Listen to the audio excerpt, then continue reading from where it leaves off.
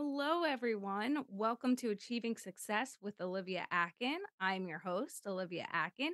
Each week, we will discuss the roadmap of achieving your personal and professional success. We will give you real life stories on growing personally and professionally to achieve your life and career goals with the help of some top notch guests.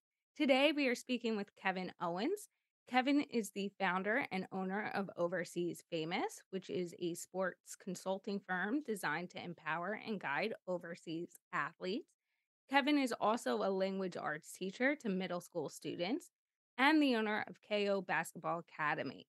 Kevin also previously played professional basketball overseas for numerous teams for 4 seasons and for the NBA development team for 3 seasons. You can find Kevin by following him on Instagram at Overseas Famous or by emailing him at overseasfamous@gmail.com. Hello, Kevin. It's fantastic having you on the show.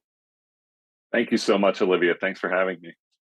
To start off the show, can you tell me what success means and looks like to Kevin Owens? So success, a lot of people put a monetary value on success, which obviously is important.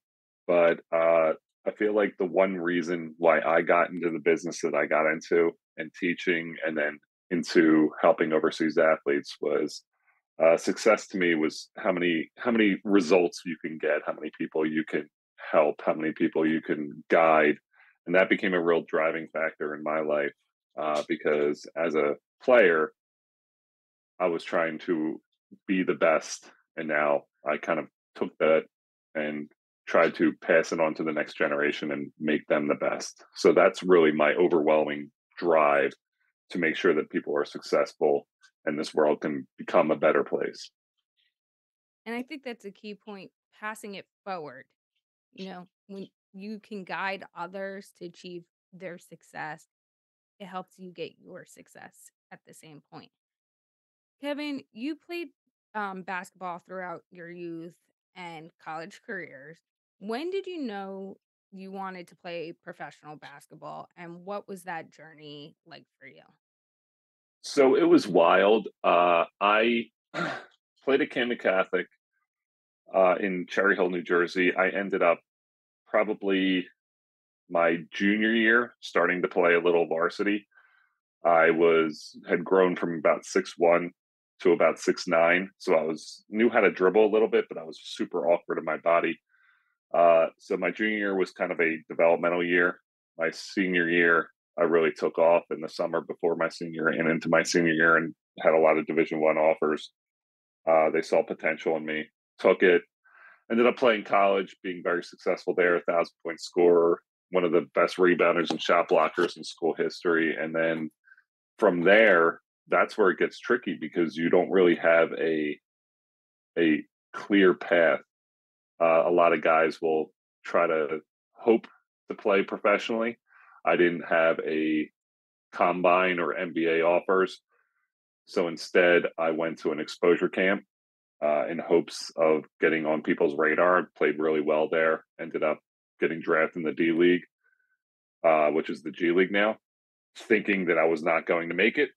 Not me thinking, but most people thinking I wasn't going to make it, and did really well there and ended up getting my foot in the door playing in the G League, and that led to a nice career based on just me overcoming the odds each step of the way and just getting better and better a little bit at a time. So I want to touch upon something you just brought up. When you didn't do the traditional path of, you know, the NBA's recruiting you, everything like that. You went down a different path. And during that journey, a lot of people, like you said, were kind of like, okay, it's going to fade out. It's not going to be picked, this and that. When you were hearing that as you're trying to make your dream come true, what was pushing you and how did you kind of tune them out and say, "Nah, I'm giving this my all." I think when I was in college, we played Duke, and I kind of realized how good these guys were who were going on to that next level. And then as my junior year came and as my senior year came, we started playing these NBA prospects who were on these people's radars. And I was competing against them. I was fine against them. And it was that little momentum that kind of said, you know what, these guys are good. They're very good, but so am I. And I can compete on this level. So when I ended up going and I was like, let me give this a try, I went to the exposure camp and I was playing same thing, guys from major universities, and was dominating them and was like, okay, I belong here. This I can do. And that was the really factor when I went to the G League tryout. I was in training camp. There's 20 guys, 10 were taken. I was the ninth guy or the 19th guy. So had to really jump 10 spots and or 9 spots to make it. And I did. Based on that fact that when I started playing, you put that mindset in that, this is not that different. And these guys are not as good as, I have become. So really that became my driving force of I belong here. And once I told myself that, and once I instilled that in my mind that I belong here, it was a wrap. I was making that team, and there was no one who was going to stop me. How is that mindset of once it was clicked and you're like, "This is what I'm doing, no one's gonna stop me." How is that continued through your post career and in your everyday life? It's funny because it's a blessing and a curse. That's how I think. That is how I think with everything. So while that's great when I'm driving towards building this business, while it's great when I'm, trying to be the best teacher and coach and consultant that I could be, it does put a strain on a lot of things in my life because I want to be the best at everything. Relationships were tough. It's you go through stuff because when you have that mindset, it's really tough to shut it off in certain aspects of your life. I think you're just so driven, and it becomes tough. It's tough to really be a normal person, and I think that's like where your mental struggles come. Because when you're not on top of the world, you're like, well, I'm going to do everything I can to get it and get back on top.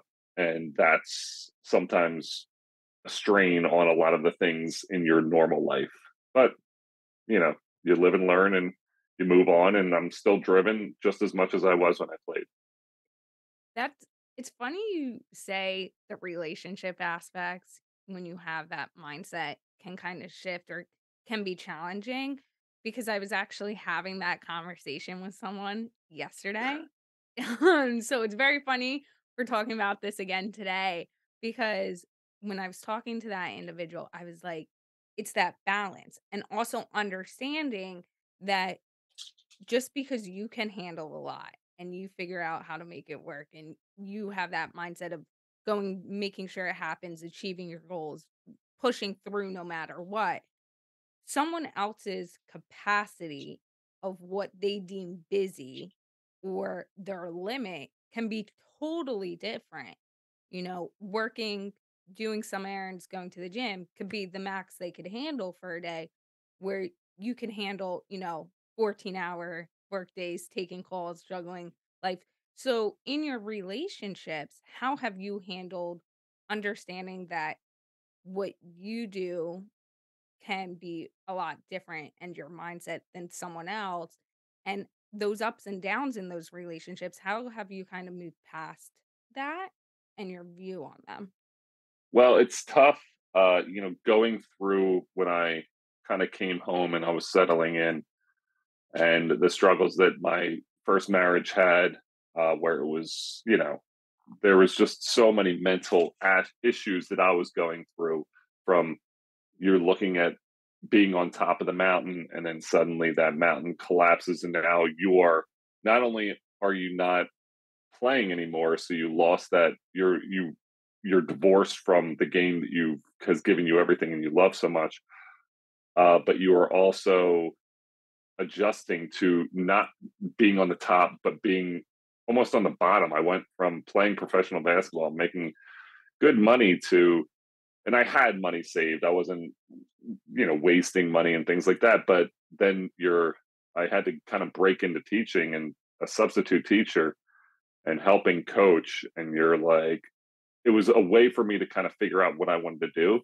but it was definitely a mental struggle because the ego definitely takes a hit when you realize that like no one's just handing you a job, that you have to earn it. And that was a struggle that I think a lot of athletes face, which is why I started my business, because you struggle with those different things. And 70% divorce rate with professional athletes and overseas athletes are no different. So that was the biggest struggle. And once I kind of realized and figured out like how I can juggle everything, life has gotten better. It's made it easier.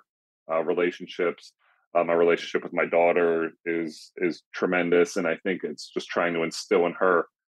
Uh, I always say this because I'm like I want to instill in her to have a split personality because I had to have a split personality. I had to be a crazy lunatic on the court, and then I had to be a normal person off the court.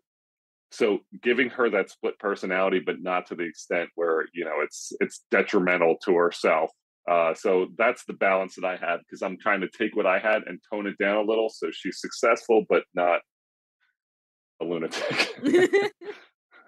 No, not the lunatic, but I think you're doing a good job and you're trying to balance everything, but also pass on the lessons you've kind of learned, whether it's in the relationships or anything else, onto her as well, not just your clients, so that she understands, the different aspects of life and how to handle it all.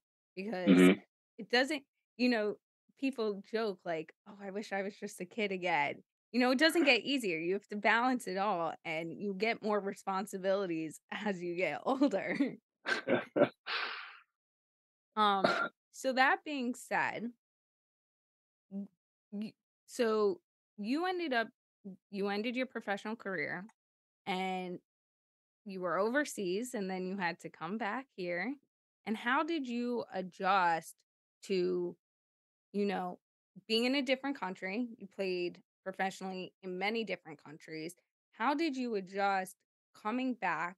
Your career playing was complete, and then finding your path and direction on saying, okay, I'm going to be a teacher. This is what I want to do. I want to coach. How did you kind of find your footing back and understand, just that whole mentality of things shifting without losing yourself?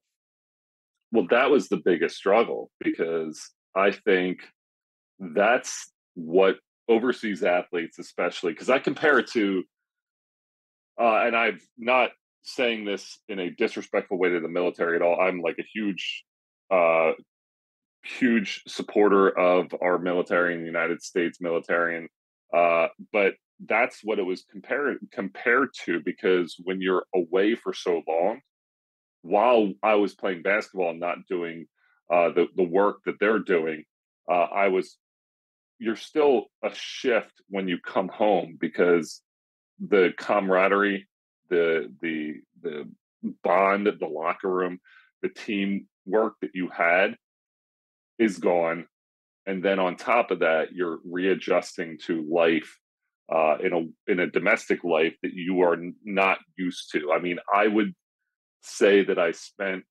probably for the better part of my career, maybe a year or so home during 8 9 years, where it was not that's not a long time when it's broken up over time that you have nine of those 8 9 years that only 12 months I was home.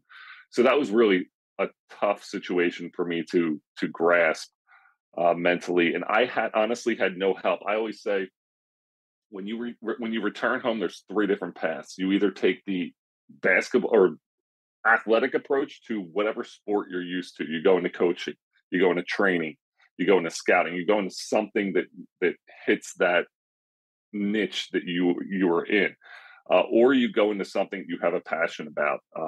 You're an entrepreneur and you have the means to really push something, or you go into what you know or what your parents did.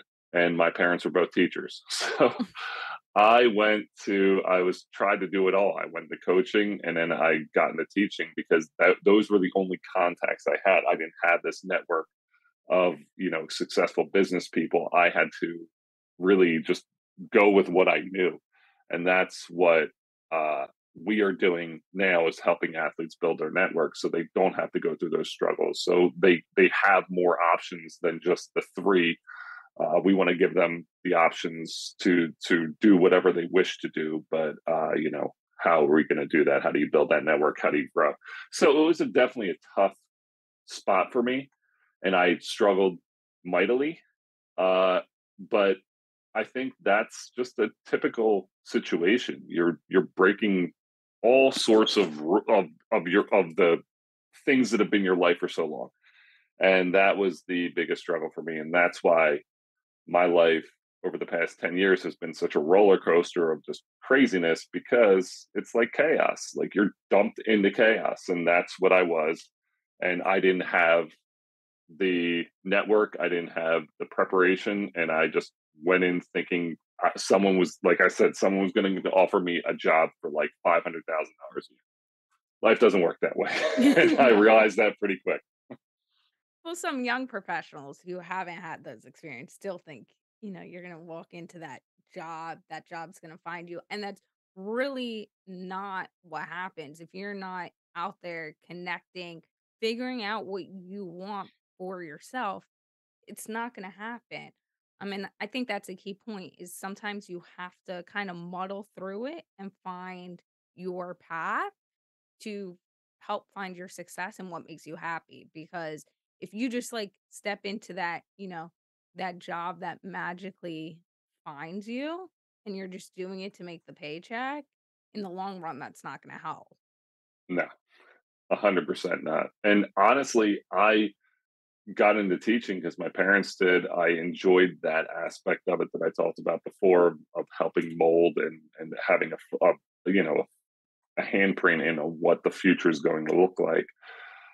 But as you go, you kind of start realizing, maybe this is not something that I love. It maybe it's something I did, and that was the adjustment for me when I kind of was just like, okay, well, I'm going to move on and start building this business and not teach.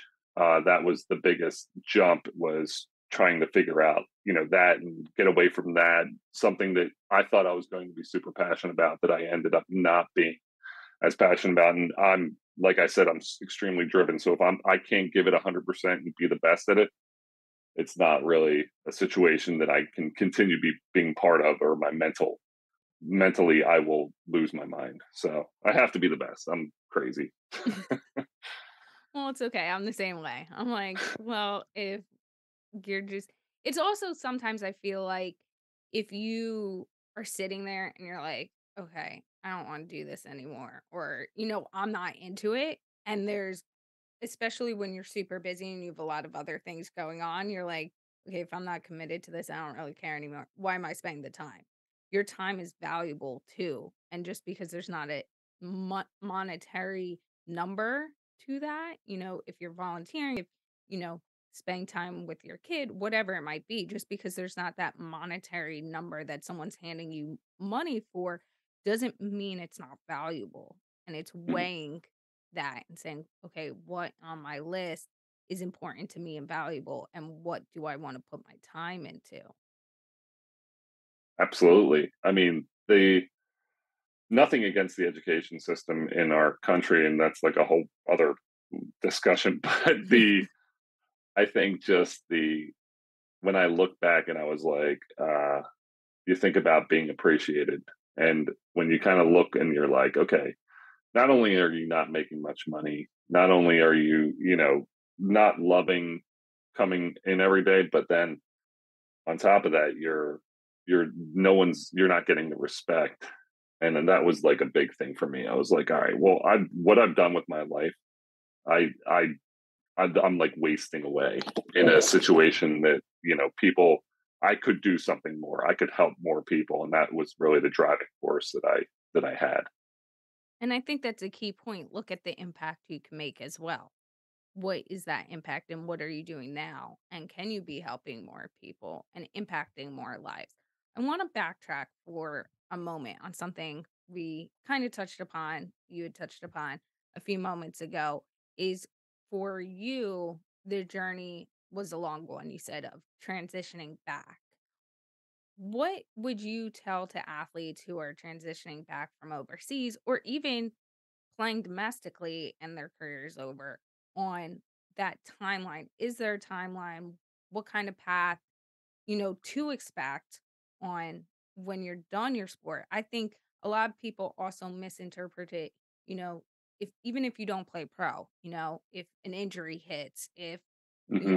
college, just like that, your career is over. And a lot of individuals don't understand that your passion, your life work up into that point, it's definitely a mindset adjustment. So, what would you tell those individuals, athletes, pro players on taking the time with the transition? The biggest thing I tell all my clients is you need to spend 15 minutes, and we're trying. It's very, very difficult uh, situation because we are telling 20 something year old, you know, young people in their 20s who have a whole lot. They have money, they're traveling the world, they, have accolades, they have crowds watching them play every single day.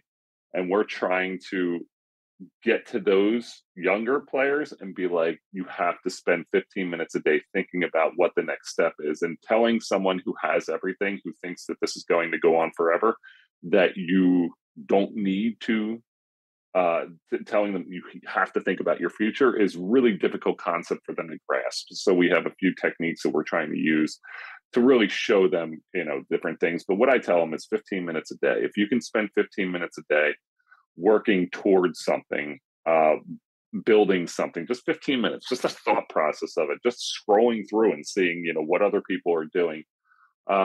That's important. I was talking with Jackie Jamellos, who, played and coached in the WNBA the other day, and we had this discussion. You spend so much time playing, but at the same time, when you're overseas, uh, you're I would get out and go and visit and explore and stuff, but on a normal day, you have probably 2 practices a day. I mean, with lifting, practicing shooting and stuff. So you're probably in the gym probably 6 hours, 7 hours, in the gym. And then the rest of the time, I mean, that's a long time where there's not a lot going on. So what are you doing with that time? Well, how are you spending that time? Take some of that time and start preparing things that you would want to do or you're interested in, and start doing it now. And start building your network now.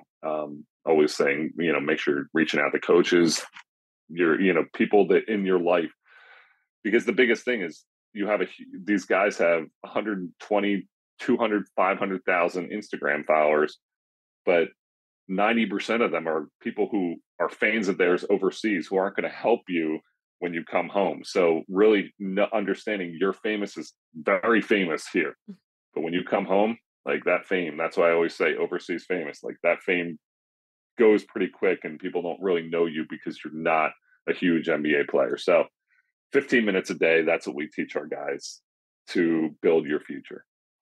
I want to touch upon something you just mentioned. Well, first, let me say that key point of the 15 minutes a day, whether you're an overseas athlete, an athlete here, or you're just thinking about what your next steps are in your career, in your personal life. It's the small moments. You're not going to sit down and have a massive revelation and go, okay, I'm quitting my job. I'm moving to Texas. It's going to take some time and preparation, and it's not going to happen overnight. So, those small moments of thinking, evaluating what you really want and those choices and setting a plan in place is key, because if you don't do it, you're not going to have that success in the long run. It might be short run. You might be happy today. Tomorrow, you might wake up and go, wait, what did I do? um, but my question for you is, you brought up overseas, you're really famous. You're at the top of your game. Everyone, you're going all over. Everyone knows you have all those followers. What was it like for you coming back? Even you came back to the Cherry Hill area. This is where you grew up. You Yeah. knew a lot of people. What was that even like for you coming back and realizing those followers, that overseas famous is not necessarily what's happening here?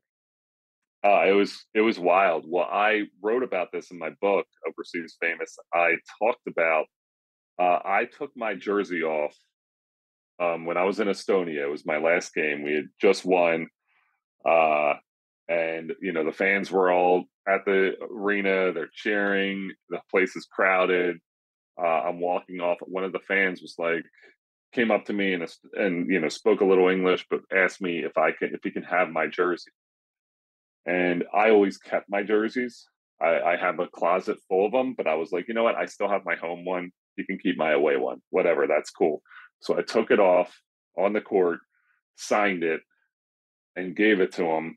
And I was like, this is crazy. And his like appreciation and gave me a hug. It was just a cool moment.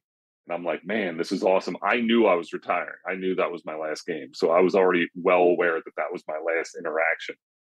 But then I fly home and, you do the whole thing. And I'm like, that was such a cool experience. What a great, you know, life I've just lived. And I come home and I'm walking through the Philadelphia airport and some kid, probably around the same age, ran up to me and was just like, do you play for the Sixers? I was like, no. And he's like, you should play for the Sixers. And I was like, what a grand thought. That would never cross my mind. And it was just one of those things where you I just a few days before had a kid who worshiped me, who wanted my jersey so he can have it forever. And I gave it to him. And then I come home and another kid has no idea who I am. Doesn't he just like assumes that I play basketball because I'm tall. But that was the real eye opener. And you kind of you go through and I had to recreate and rebuild who I was when I came home because people didn't really know that I was going and playing overseas. They remembered me playing at Duke. They're like, I remember you played at Duke. It was on TV. That was so cool. They cut the game off 10 minutes in because you guys are getting blown out. Yep, that was me. And then you just kind of go into the next step, which is, how am I going to reestablish myself? But that was definitely one of those moments where you're like, not you're not who you thought you were anymore. You're in a whole different world, and you got to adjust and figure that out. And I think that's such a humbling moment at the same time too, because, in the moment you're like, "Wait, what's happening?" Like, you were filling stadiums like days before, people wanting you to play, and, you know, in your instance, days later, someone's like, "Oh, you're tall. Like, Hmm. you play basketball." With no realization that, a few days earlier, you were. You were in that stadium. And I think what is humbling about and your outlook and what you've done with it since is you're like, instead of being like upset about it and going, well, you don't know what you're talking about. You were like, Hmm. okay, this is what it's going to be. How do I Hmm. move forward?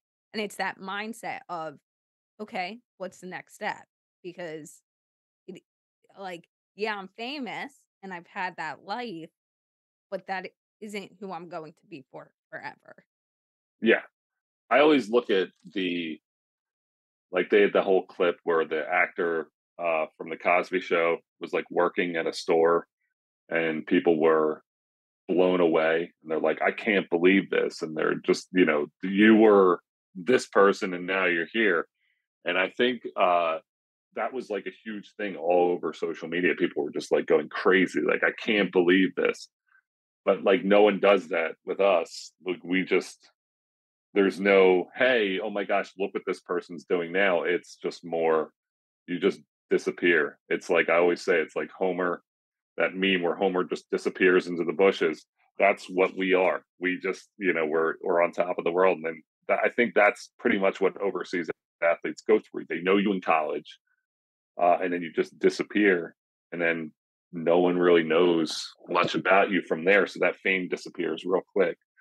And some guys struggle a whole lot trying to rechase that fame and get that fame back. And the fame was always cool to me.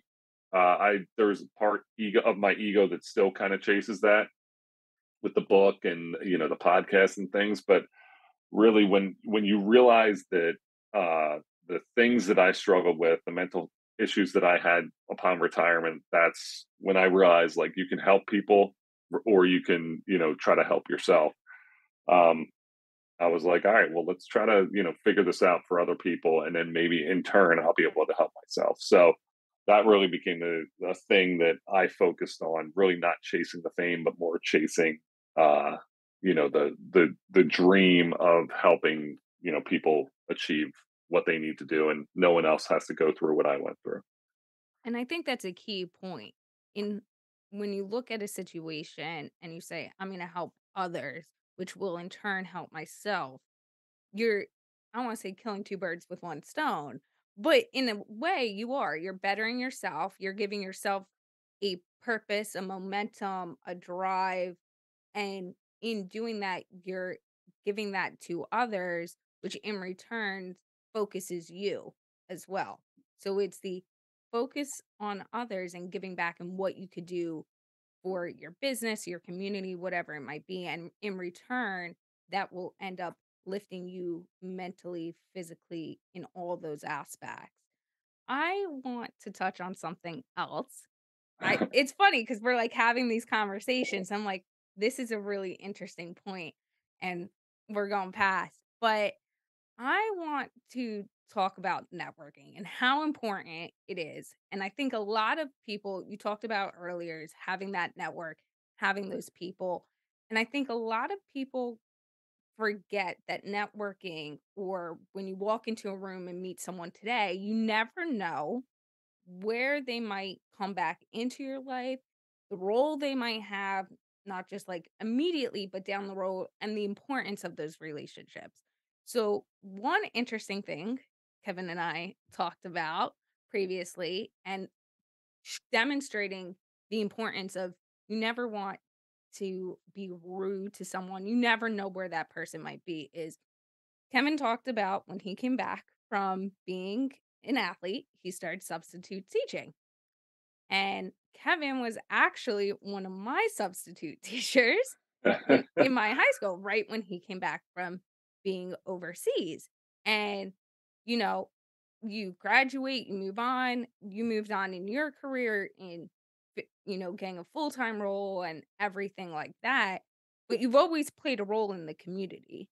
And I think Mhm. that's the thing. People know you from coaching, people know you as well from, for example, when I was in high school, being a substitute teacher. And that was the joke that I had with Kevin when we talked initially. I'm like, Kevin, your facial, you know, features have some change over time, right? But I was like, I swear to God, I was like, Kevin, you were my substitute teacher. And we were uh, talking about, and we're like, yes. And now we're collaborating, we're working together on stuff. And I think that demonstrates where you never know someone you meet today, whether it's even a small impact you have on them, what that can leave, whether it's positive or negative. So let's talk about how you've kind of kept that mindset through the years on like making sure that you built those relationships, those connections. so yeah, 100%. I mean, when I came back, that was one thing I was trying to figure out, if teaching was for me. So I came in and I subbed, and it was something where a lot of the people I met there really were a huge influence. Now I talked about a guy named Dave Allen, who was the coach at Cherry Hill East, still is for the boys, was a friend of my dad's, and they taught together or worked together at Eastern High School, and they had a good relationship. They used to sit and talk all the time, and DA became someone that helped me get into East and start coaching because he would like had called me. He's like, come coach with me. I was like, okay. He's like, you have to sub. I was like, okay. So I was like, all right, whatever. I'll just like go there and hang out for the day. And I was writing at the time, so I had was writing for a few publications. So I was like, okay, well, I can sit here. You just give an assignment, and then I would just spend the time writing. So I kind of was like, okay, this is not a bad gig. And I thought that was one of those things where I was just taught always to be respectful and kind to everyone you meet, because those some of those relationships led to things that helped me down the road, getting a full-time job in Cherry Hill. And then those relationships have led to even weird things within, teachers that I've met who know someone who like a basketball agent who I was able to connect with. So there's so many things you don't know who you're going to talk to, and that's what I always say. Like it was one of those things where you didn't know how to do it, and now I'm always every time I connect with someone or some try to meet with someone, I've been doing follow ups a lot, being like, hey, let's follow up. Thank you so much, blah blah blah. Let me know if there's anything, and it's one of those things that I've developed to grow my network because that little extra push sometimes really helps.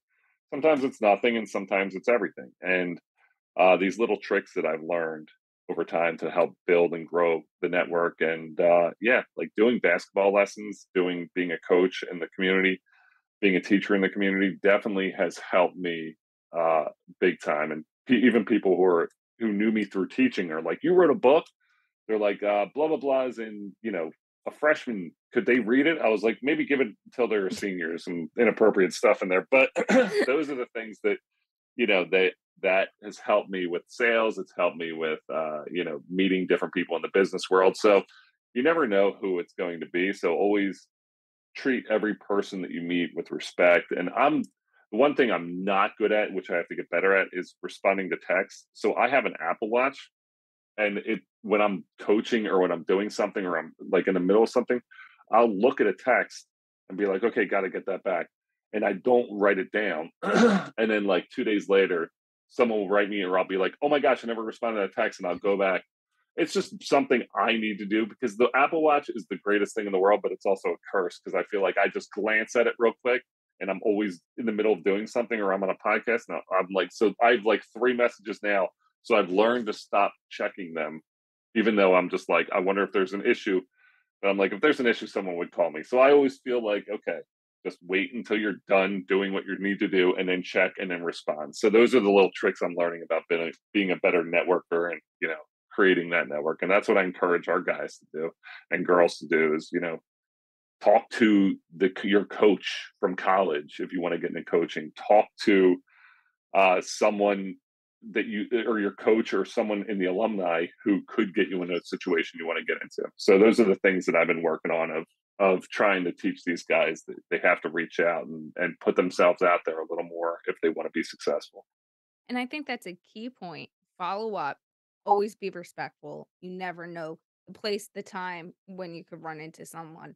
And I think one thing I always try to tell individuals is what does it gain to you to be, sometimes let me preface it this way. We all sometimes have our moments, right? Oh yeah. Or you have a reason, right, to be rude or be like, "This is you're being disrespectful to me. This is not gonna fly." Because it's Uh-huh. setting those boundaries as well. But if you're meeting someone you want to get a connection, whatever it might be, there's no need to be disrespectful to someone. It Hmm. you know? And people ask me personally why sometimes people are a little disrespectful to me or, things in a friendship, whatever, it might not be going in a positive direction. And they're like, well, why didn't you just tell them off and cut ties and be totally done? And I'm like, because I never know. Like, that's my reputation. That's how someone's going to remember me by. And what's the point in being rude at the end? Because you also never know who they know or Hmm. what stories they're going to pass on about you, or down the road where, you're doing something and the lines cross, you meet again, you have to work together, you have to collaborate, and what's the point in being rude? Like, just be civil, be respectful, because that can and I've seen it time and time again, come back where even years later, okay, now you're both on the same project, or you're trying to move a business a certain way, and they can help, or vice versa, they need help. So it's what is your legacy going to be? And how do you want Exactly. and also, like, right, especially in today's age, it's the idea of people can talk so fast, go on social media, blast you, whatever you might wanna do.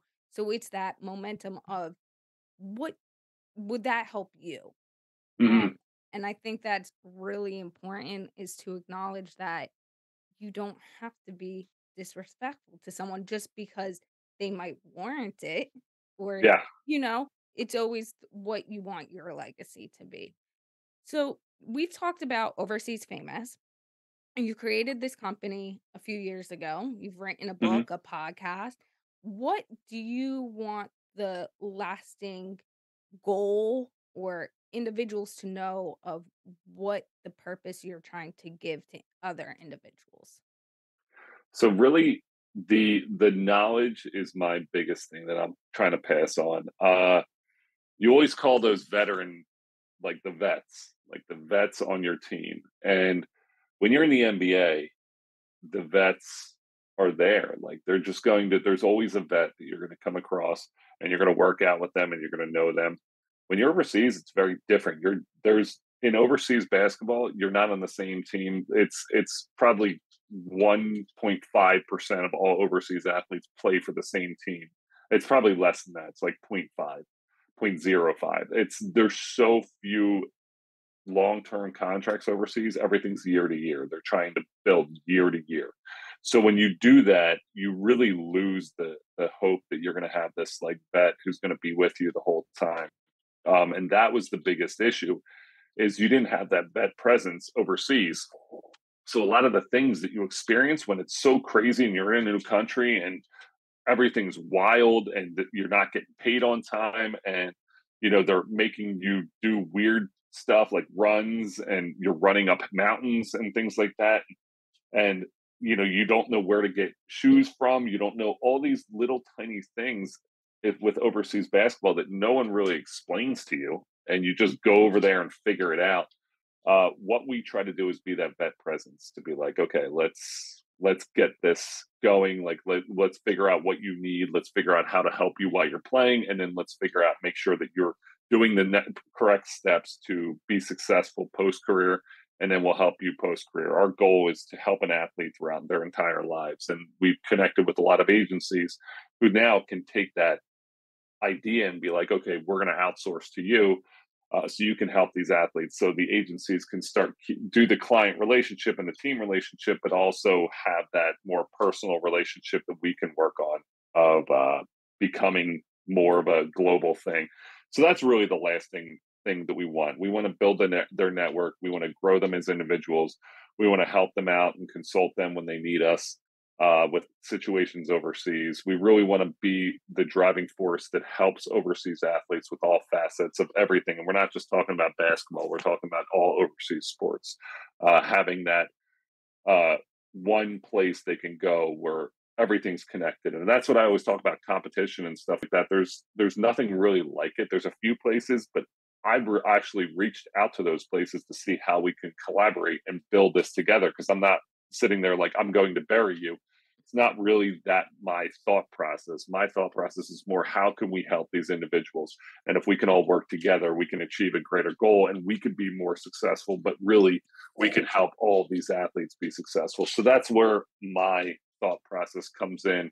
How can we all work together and grow and then, help these guys and girls be successful? And I think one key point there is growing and understanding it's the long run. It's a marathon. And Yeah. I think one great thing with Overseas Famous, there's a lot of great things, but one in particular is you're coming from a space of you understand it. You've been there, you've gone through the Mm. process. And I think one interesting thing our listeners should understand is you have the stat you put out there, and I want you to be able to say it, but of what the percentage is of overseas athletes that then come back. Of like, so when you look at, yeah, when there's overseas athletes, when they return, there's it's weird because in Australia there's a lot of guys who end up staying there and living there, and there's a few guys who end up staying, but most overseas athletes make their way back. Probably like 95% head back, and of those 95%, very few have a network, very few have the things that they need, and that becomes like a huge, you know missing piece. of their lives. So when we look at those stats and we look at the different things that overseas athletes need and relationships and what fails, those are the things that we really use. We have a relationship department. Like we have people who therapists who help with relationships. We have obviously if things go south, we have divorce lawyers like on our team just because we want to make sure that every situation that could arise, there's a solution for anything you could experience. We want to have a solution for you. We don't want to be like, oh, that's never happened to us because overseas basketball, everything, it's like guys aren't getting paid. It's the wild west out there. So you have to be prepared for anything, and that's what we're doing. Well, and I think that's really important too is you're saying whatever the situation might be, here's your support. And if we don't have if I can't personally, meaning you, give you an answer, I'm going to have someone on my team provide you the resources. And I think there's a comfort in knowing that if you there's some solution within the company and the brand to give you Hmm. the resources you need. And sometimes whether it's playing professional basketball or any sport domestically or internationally, knowing your team, there's someone out there that understands, will make sure everything, there's an answer is Yeah. really important. And just it makes the process easier knowing that that's there and those tools and resources are there. You also have a podcast that you've Hmm. been doing.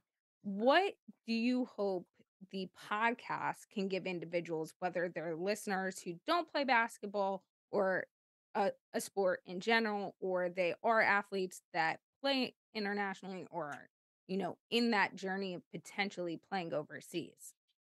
I think the biggest thing is we tell a lot of stories of underdogs and uh, guys and girls who are not a big name but are still grinding it out and show that if you can grind every single day because that's what basketball is and that's one thing I still can't turn off is I'm grinding every single day.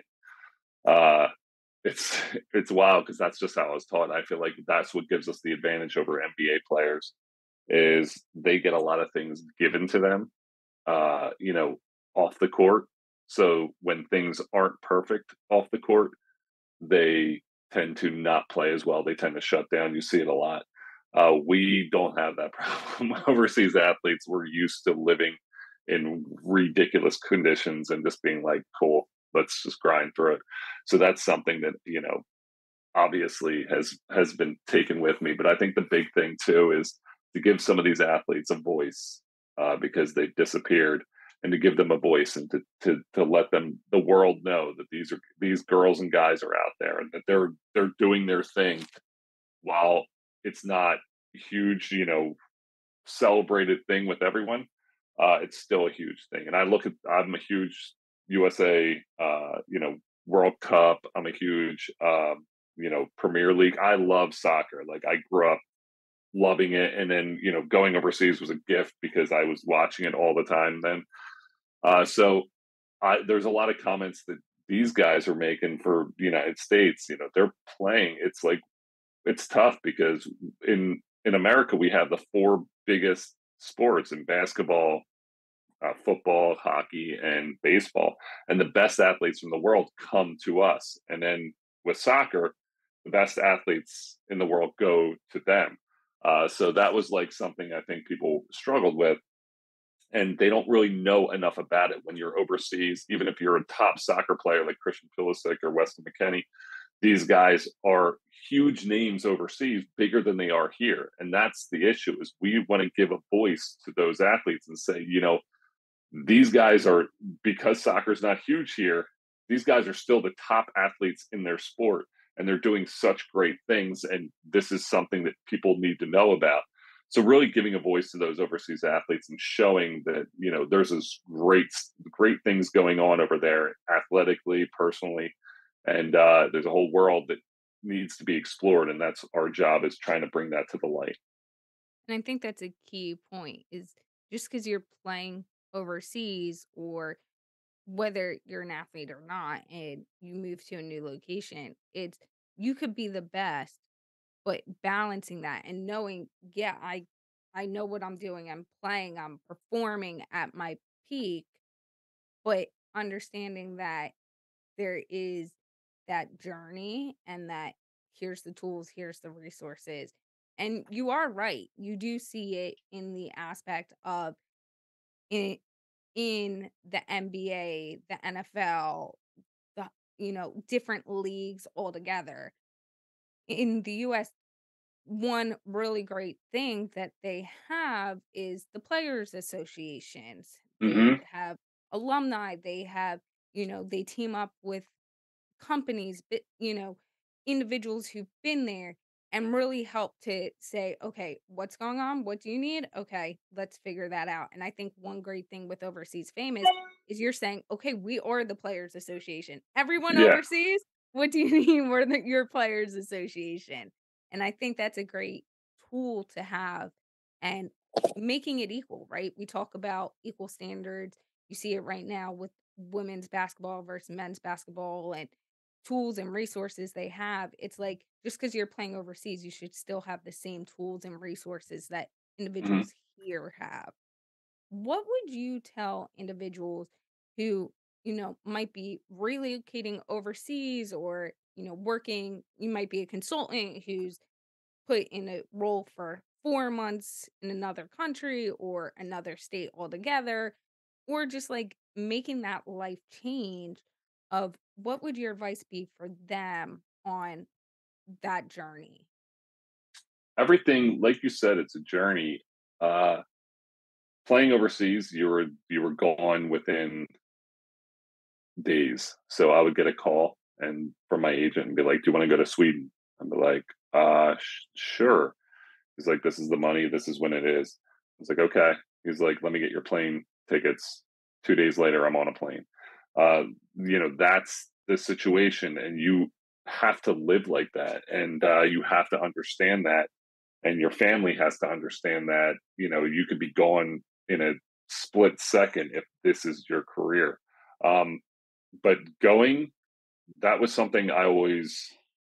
I have my mom always said, like, there's a Leanne Womack song, "I Hope You Dance," and I actually have it tattooed on my arm, because my mom used to tell me that all the time. Like, if there's an opportunity, take it. Don't sit there and be scared that what's going to happen. If you have an opportunity to get better, if you have an opportunity to be more successful, if you have an opportunity of your lifetime, take it. And those are the things, going and playing, moving to my, Poland, Australia, moving to the other side of the world by myself, was very difficult. And these are things that most people would be like, "Nah, I don't know if I can do this." Some people are like, "You know what? Let's just dance. Like, do it. Try to take that chance. Go out there and see what happens." So I would say, tell those people, it's a scary situation. It might not be ideal, moving to a place that you're unfamiliar with, but if it's going to be an opportunity that could make you a better person, it's also going to, if anything, it's going to give you stories, it's going to give you memories, it's going to give you things that you're going to laugh about down the road. Or I'm watching the Down to Earth with Zac Efron, because I just find it like so fascinating, and they did it in Australia, the second season. And the second episode, they're in Cairns, which is where I live, and my daughter's watching it, and it was so cool to be like, "You know what, live, like, look what I was doing. Like, I was at this exact same place, I was in this exact same boat." uh it's fun, it's fun to see that come about, and have those stories and those memories to kind of share with people. And I traveled the whole entire world, before I was 30, was on like almost every single continent, and I did it all before I was 30 years old. And I think that was a really cool thing to be able to do, and I don't regret anything, and it's because I took that chance. And I think that's a key point. Take the chance. And whether that's, moving and relocating for a different job, or like you've done, you've moved career path, you're teaching, you started Overseas Famous, you decided to do it. And what would you tell those individuals who are wanting to start a business in a different field than maybe their primary job, or, they want to pivot and they're in two different jobs and two different careers, but they're like, what should I do? Should I do it? Should I not? Or just totally transferring. What would you tell those individuals? It's crazy because it's 100% scary. Paychecks are paychecks, and comfort is comfort. And when you step away from that, it's real, and it gets real quick. But there was a thing that was circulating the internet. I posted on our site, but it was talked about. Joshua Bell, who's a world renowned violinist, played sold out Boston. You know, sold out. A symphony in Boston. Played this whole entire thing. Tickets were so expensive, and then he went to the subway station or the train station, just played for tips as like an experiment. Made $30, like no one really cared. People walked by him all the time playing like something with a $3.5 million violin. And it's like an experiment that kind of said, like, know your worth. Like, this guy is the best at what he does, but being in a bad situation or being in a situation that he's not, that it isn't putting yourself out there, no one cares. So when you realize, you could be the best at something, but if you're in a situation that's not good, you have to know when to kind of hold them, when to fold them. And that's my advice is, if you have an opportunity, take it. If you think you're not, know your worth. If you think you're not worth what you think you are, then, go out and get it. And I think that's something that I was always taught is, know how valuable you are. And when you think your value's slipping, find someone who will find that value more. And I think that's a key point. Know your worth, know your value, and find that value and that worth. Like, make hold other people accountable as well to understand your value, your worth. And when you set that precedent, others will see it as well. It starts by you. Kevin, how can people get in touch with you in order to connect with you? So you can go. The crazy thing is my personal Instagram knockout 2515.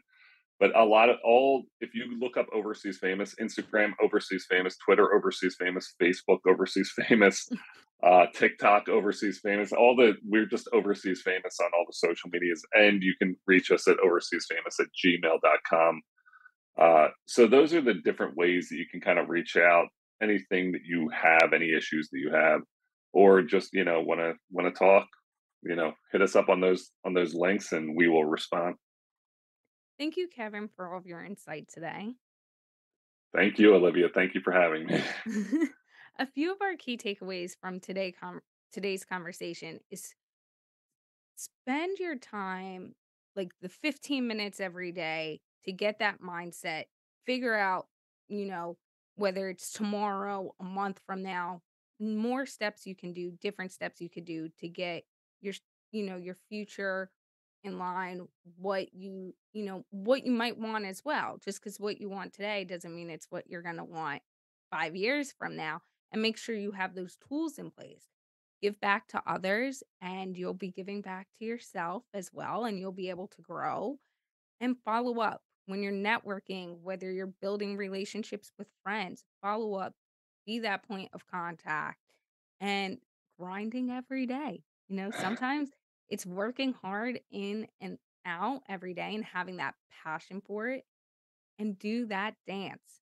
Give it a chance. And I think those are some really key points, especially I love the dance. You got to just go for it. If you don't go for it, you'll never know. This was a great episode with our top-notch guest, Kevin Owens. Thank you for listening and have a successful day.